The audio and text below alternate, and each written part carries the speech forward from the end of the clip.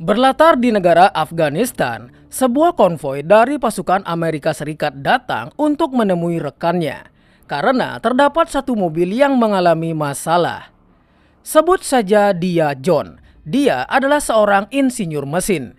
Dia langsung turun untuk memperbaiki mobil yang bermasalah. Ternyata mobil yang bermasalah itu dinaiki oleh adik kandungnya. Di momen ini, si adik sebenarnya sudah muak menjadi tentara yang berada di garis belakang. Impian dia sebenarnya adalah menjadi anggota Ranger yang merupakan pasukan elit Amerika. Mendengar itu, John mengatakan jika dia sudah terlalu tua untuk mendaftar menjadi Ranger. Tapi si adik terus mengajaknya karena itulah impian mereka pas awal mendaftar menjadi tentara. Dia sangat ingin menjadi Ranger bersama sang kakak dan menjadi pasukan pertama dalam zona operasi. Melihat antusiasme dari sang adik, akhirnya John pun luluh dan mau mendaftar bersama adiknya. Tapi saat akan kembali ke mobilnya, mereka tiba-tiba mendapatkan serangan dari musuh.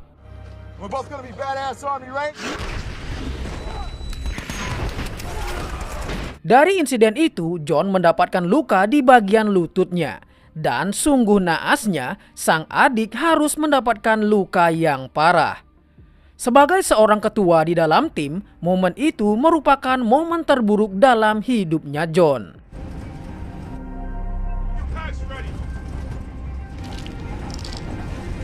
Dua tahun setelah kejadian itu, demi mewujudkan impian adiknya, dia terus mencoba mendaftar masuk Ranger meskipun harus gagal beberapa kali karena masalah kesehatan.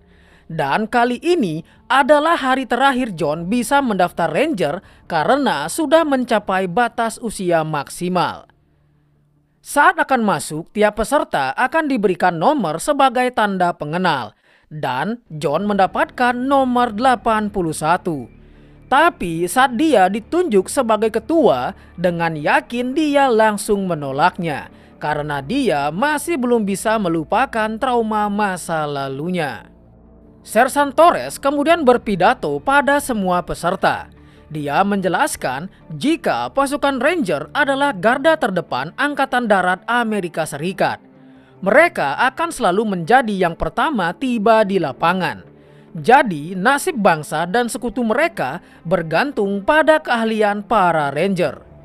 Selama 8 minggu mereka akan mendapatkan program pelatihan di sana.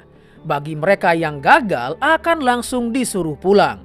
Dan untuk yang berhasil mencapai tahap akhir, mereka akan menjalankan misi simulasi selama 24 jam yang disebut sebagai barisan kematian. Dan dianggap berhasil jika bisa melewati garis finish tersebut. Setelah berhasil, maka mereka akan mendapatkan lencana Ranger Baret Coklat dan resimen paling legendaris di Angkatan Darat Amerika Serikat. Setelah menjelaskan semuanya, pelatihan pun dimulai.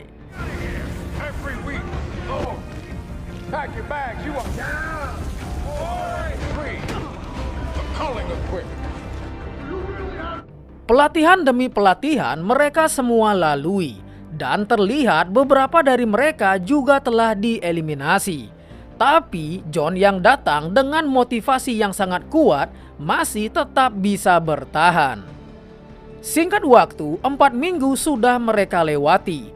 John yang memiliki motivasi berbeda dengan teman-temannya menjadi kandidat paling menjanjikan karena dia memiliki kekuatan fisik jauh melebihi yang lainnya.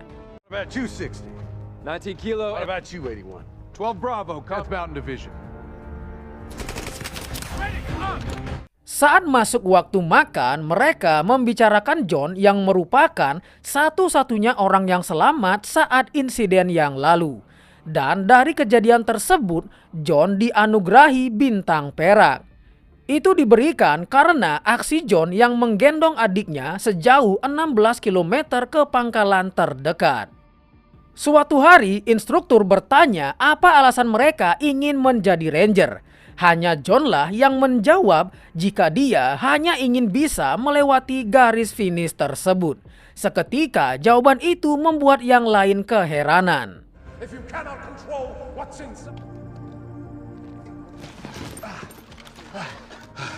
DFQ. 6 minggu telah berlalu, peserta pun sudah semakin sedikit. Hari itu giliran John berjalan di bawah air sambil membawa beban.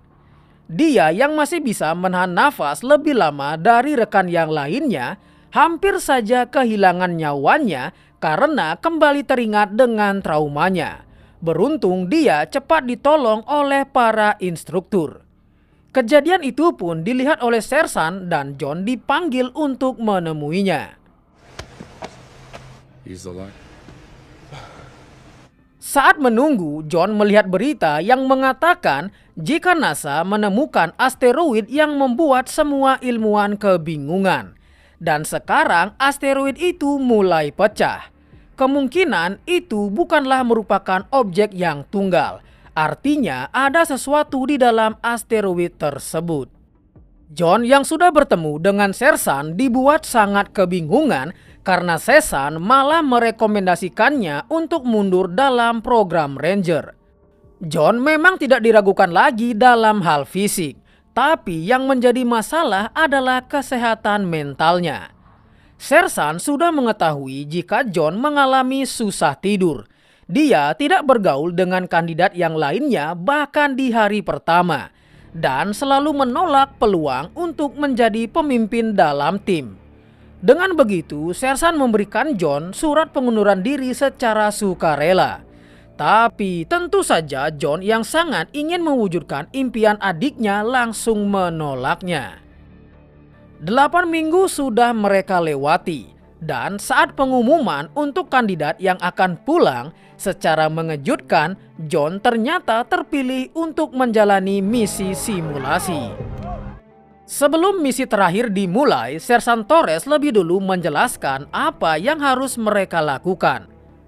Dalam misi ini mereka diminta untuk menemukan pesawat yang berhasil ditembak jatuh oleh musuh, kemudian meledakkan pesawat tersebut agar tidak jatuh ke tangan musuh. Lalu mereka disuruh menemukan lokasi pos desa pemberontak di mana si pilot dari pesawat tersebut dijadikan tawanan perang. Mereka juga diberikan senapan adaptor peluru kosong, jadi mereka tidak bisa menembak. Mereka juga diminta untuk berhati-hati karena mereka bisa saja disergap oleh para instruktur kapan saja. Dan disinilah Sersan Torres memulai rencananya dengan menjadikan John sebagai ketua dari tim mereka, agar dia bisa melihat apakah John layak menjadi seorang Rangers. Jika mereka bisa membawa si pilot kembali ke pangkalan melewati garis finish sebelum pukul 19.00 dan berhasil lolos dari sergapan para instruktur, maka mereka semua resmi menjadi seorang Ranger. Selesai menjelaskan, mereka langsung diantar menggunakan pesawat Black Hawk ke tempat tujuan. Instruktur menjelaskan jika ada tambang pribadi di bawah sana. Jika mereka sampai di sana, artinya mereka sudah dekat dengan jalan keluar. Setelah mereka semua diturunkan di tempat tujuan, misi simulasi pun dimulai. UC Command, drop plane.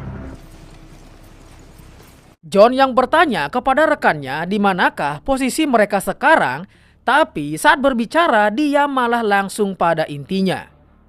Melihat hal itu, wakil ketua, kita sebut saja Brody, langsung mengambil alih sambil mengingatkan apa alasan mereka berada di sini untuk memberikan motivasi ke kandidat yang lainnya.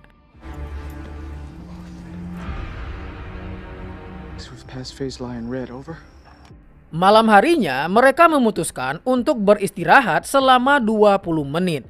Dan untuk menghindari sergapan dari instruktur, John memilih untuk berjaga. Tapi mereka malah dikejutkan oleh sesuatu yang terlihat seperti cahaya dan bergerak sangat cepat. Mereka berpikir jika itu pasti ulah dari para instruktur. Melihat itu, John langsung menyuruh yang lainnya untuk melanjutkan perjalanan. Esok harinya mereka sudah dekat dengan posisi pesawat. Tapi si Brody lumayan kaget setelah melihat bentuk pesawat yang sangat canggih. Namun rekan mereka mengatakan jika posisi pesawatnya melenceng beberapa ratus meter dari lokasi. Tampaknya kompas yang dia pegang mengalami masalah. Tidak hanya itu, saat yang lain mencoba menghubungi pangkalan, yang terdengar malah suara yang aneh. John yang melihat semua itu tetap menyuruh yang lainnya melanjutkan misi dan tetap waspada dengan sergapan dari instruktur. Tepat saat yang lainnya akan meledakkan pesawat tersebut, John melihat sesuatu yang bercahaya dari kejauhan. Saat dia mengeceknya, faktanya itu adalah pesawat asli yang dimaksud oleh Sersan. Artinya pesawat yang mereka lihat adalah pesawat lain. Tapi saat akan memberitahu rekannya, semuanya sudah terlambat.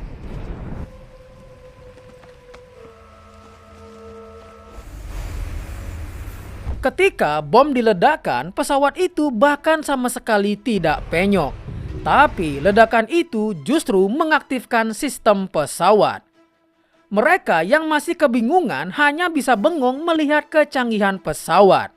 Tapi pesawat tersebut mulai memindai mereka dan langsung menembak. Dari kejadian itu, beberapa dari mereka pun harus tewas mengenaskan akibat dibantai oleh pesawat robot. Mereka yang lari tunggang langgang malah berakhir di tebing yang curam. Tidak lama, si robot mengeluarkan bom bola biji ireng yang mengakibatkan mereka terjatuh akibat ledakan.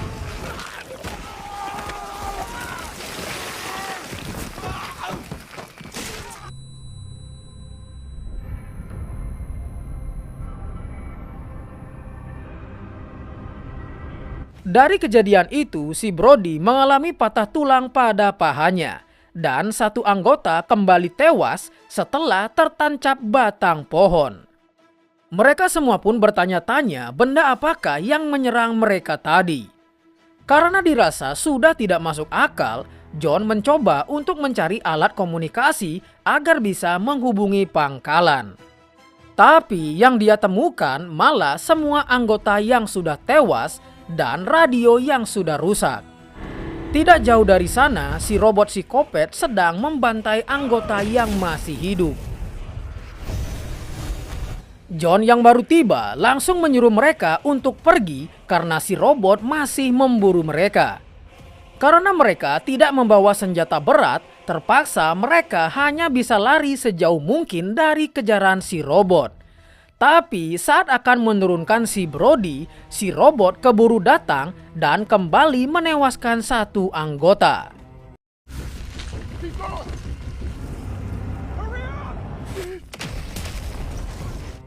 Saat si robot memindai keadaan, apesnya kaki si Brody terkena pindaian. Alhasil mereka kembali dihujani tembakan oleh si robot.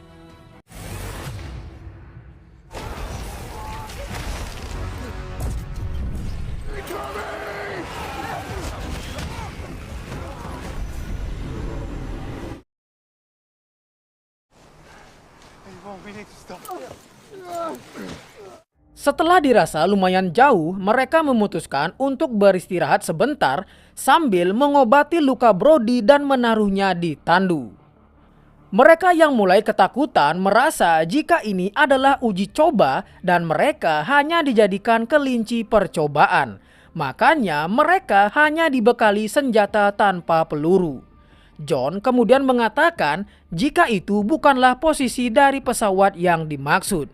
Mereka bisa salah posisi akibat gelombang magnet yang dikeluarkan pesawat yang membuat kompas mereka berputar tidak jelas. Oleh karena itu, John mengarahkan rekannya untuk pergi mencari desa yang dikatakan oleh Sersan.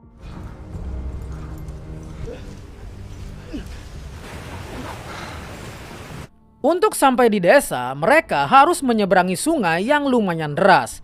John kemudian memilih untuk berenang ke sisi lain sungai agar bisa mengikat tali untuk mereka bisa menyeberang.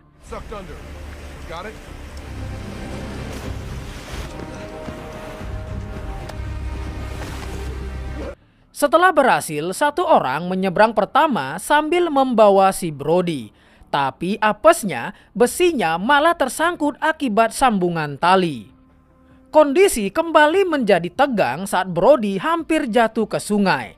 John dan satu anggota lainnya mencoba untuk menolongnya. Tapi si robot sudah menemukan keberadaan mereka. Alhasil mereka semua pun jatuh ke sungai akibat ditembak oleh si robot. Beruntung saat dalam air, aim si robot menjadi lumayan busuk, sehingga tidak ada yang terkena tembakannya. Tapi mereka kembali panik karena di depan mereka terdapat air terjun. Karena tidak bisa melawan arus, mau tidak mau mereka semua pun pasrah jatuh dari ketinggian. Dan John tetap berusaha menyelamatkan Brody.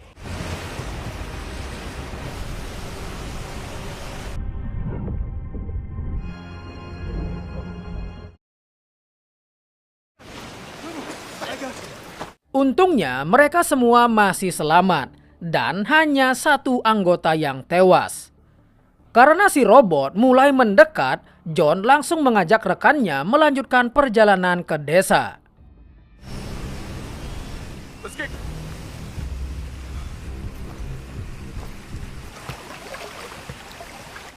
Singkat waktu, saat tiba di desa, mereka malah mendapati jika tempat tersebut sudah hangus terbakar. Salah satu anggota yang berpikir jika mereka telah ditinggalkan, akhirnya mereka pun sadar jika ini memanglah bukan bagian dari pelatihan setelah melihat jasad instruktur yang tewas terbakar.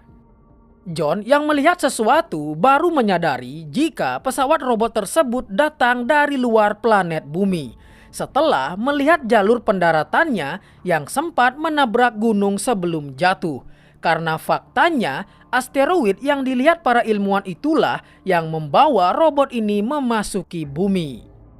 Salah satu anggota yang masih belum bisa memproses semua ini menjadi sedikit kesal kepada John yang terus mengajak mereka melanjutkan perjalanan.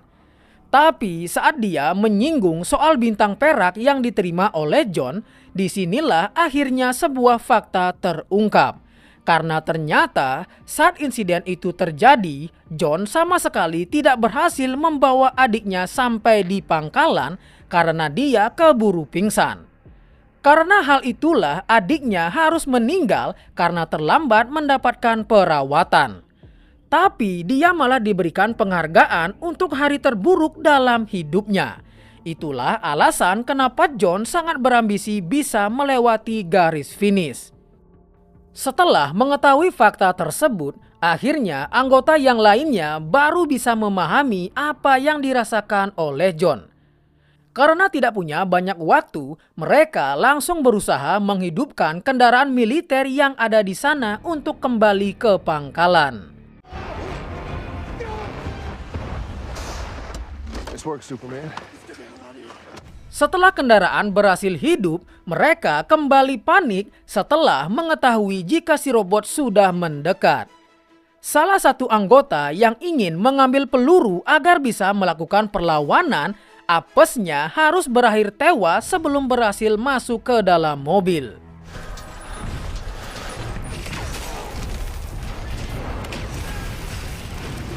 Aksi tembak-tembakan pun harus terjadi. Tapi peluru yang mereka gunakan sama sekali tidak berpengaruh pada si robot yang terlihat tetap berjalan santuy sambil menembaki mereka. Si robot kembali melepaskan bom bola bijinya dengan jumlah yang banyak. Ledakan itu pun membuat kendaraan mereka harus nyusruk ke bawah.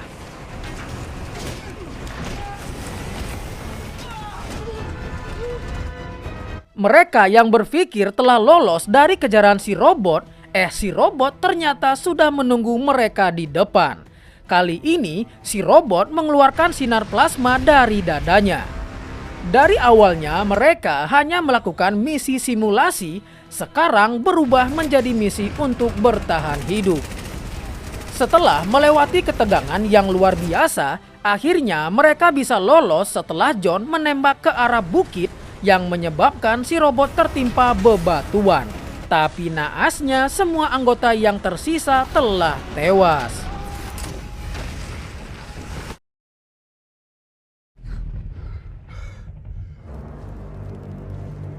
John yang masih selamat kembali harus melihat jika semua rekan-rekannya telah tewas mengenaskan.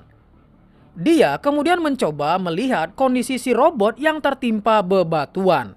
Tapi yang dia temukan hanya bagian kecil dari sayapnya. Sedangkan dari kejauhan, si robot mengeluarkan cahaya ke arah atas seperti sedang memanggil teman-temannya. Saat fokus memperhatikan si robot, John melihat jika si Brody yang sempat terlempar dari mobil ternyata masih selamat. Teringat dengan kegagalannya dulu menyelamatkan adiknya, kali ini John berusaha sekuat mungkin untuk menyelamatkan Brody.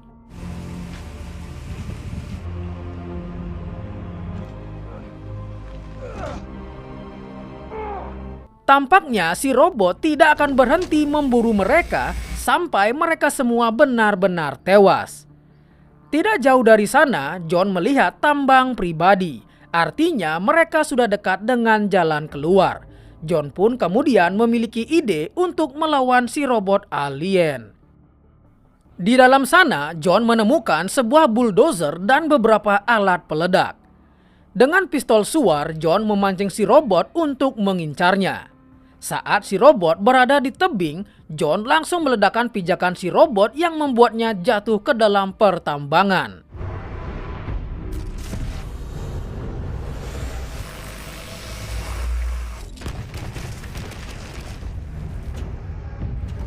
Dengan kekuatan kepepet, John langsung mengendarai bulldozernya dan terus mendorong si robot sampai tepat berada di bawah mesin yang menyalurkan batu tambang.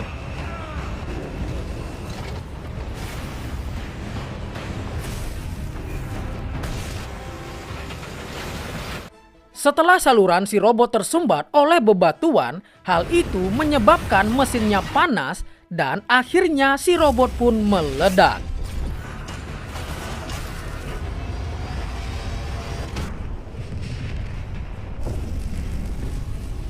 Tapi John sepertinya harus cepat-cepat lari dari sana setelah semua bom bola biji si robot kembali aktif.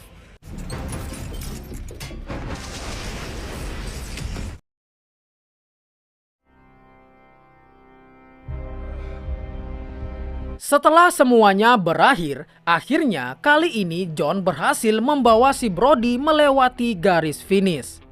Sersan yang terkejut melihat John berhasil selamat dari serangan si robot langsung menemuinya dan mengatakan jika robot tersebut tidak hanya ada satu, karena faktanya asteroid yang dilihat oleh NASA berisi banyak dari robot alien yang menghantam berbagai lokasi di dunia. Itu artinya mereka sedang diinvasi oleh alien. Dan kabar buruknya, meskipun mereka berhasil menangani gelombang pertama, faktanya masih terdapat puluhan ribu robot yang akan kembali datang ke bumi.